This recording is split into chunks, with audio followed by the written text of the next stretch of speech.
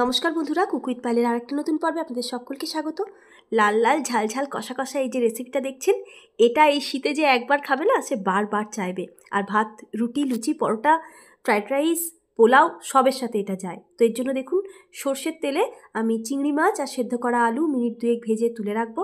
তারপর ওই তেলের মধ্যেই কাঁচা পেঁয়াজ বাটা, তার মধ্যে 1/2 চামচ পরিমাণ কাশ্মীরি লঙ্কার গুঁড়ো, হলুদ গুঁড়ো আর পরিমাণ মতো নুন দিয়ে মিক্স করে 1/2 চামচেরও কম দেখুন এখানে আদা, কাঁচা লঙ্কা আর রসুন বাটা নিয়েছি। আর 1/2 চামচ করেই আমি এখানে ধনে আর জিরে গুঁড়ো নিয়েছি। সঙ্গে 2টো ছোটো সাইজের টমেটো কুচি আর একটু জল দিয়ে মিক্স করে নিলাম। আর এই সাদা জিনিসটা যেটা দেখলেন, এটা হলো কচি নারকেল বাটা। তো সেটাও দিয়ে দিলাম। মাছ, আলু সব দিয়ে মিক্স করে একটু ঢাকা দিয়ে রেখে দিয়েছিলাম। দেখুন জিনিসটা এরকম দেখতে লাগবে। এবার এই সময় কি করব, আমি ওপর থেকে একটু গরম মশলা আর একটু ধনেপাতা দিচ্ছি। চাইলে আপনারা ঝালটাকে বাড়াবার জন্য একটু কাঁচা লঙ্কার কুচি, একটুখানি ঘি দিতে পারেন। রান্নাটা একদম রেডি। এই রান্নাটা একবার যে ট্রাই করবে না সে বারবার চাইবে। একদম গ্রাম্য পদ্ধতিতে আর সাবেকি স্টাইলে তৈরি এই রান্নাটা কিন্তু অবশ্যই মিস করবেন না। আর আপনারা খেয়ে জানাবেন আমাকে কেমন লাগলো এই রেসিপিটা।